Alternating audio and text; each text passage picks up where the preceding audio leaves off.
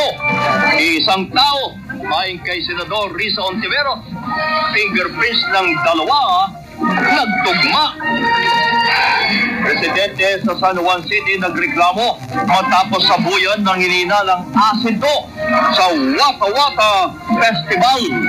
Update sa investigasyon, alamin live. Exclusive! Isa pang fetus na tagpuan sa Estero sa Tondo, Maynila. Mag-isa na content creator arestado sa pagbebenta ng malalaswang video at live show ng 11 anyos na bata.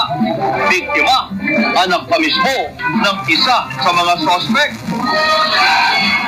Sunod na kalihim ng Department of Education, i-anunsyo ni Pangulong Marcos bago matapos ang linggong ito.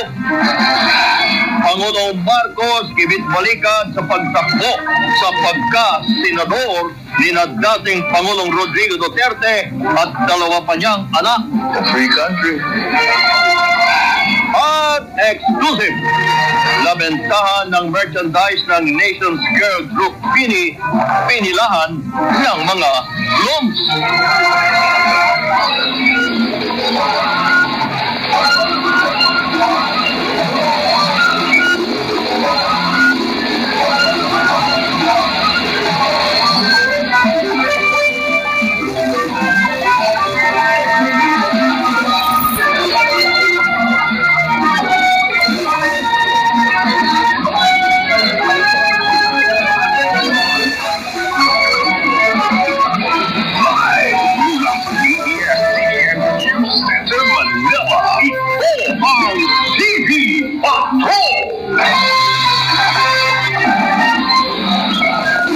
Magandang gabi, bayan.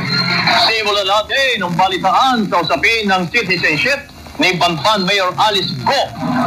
Kinumpirma na ng National Bureau of Investigation o NBI na si Banban Mayor Alice Go at ang Chinese na si Go Waping ay isang tao lamang. Ayon sa NBI, nagtugma ang fingerprints ni Mayor Go at ng Chinese. At sinabi naman ni Solicitor General Bernardo Guevara na nagsasagawa ng investigasyon kay Mayor Go. Ito na ang inintay nilang ebidensya. Nauna nang iginiit ng kampo ng alkalde na Alice Real Go ang kanyang tunay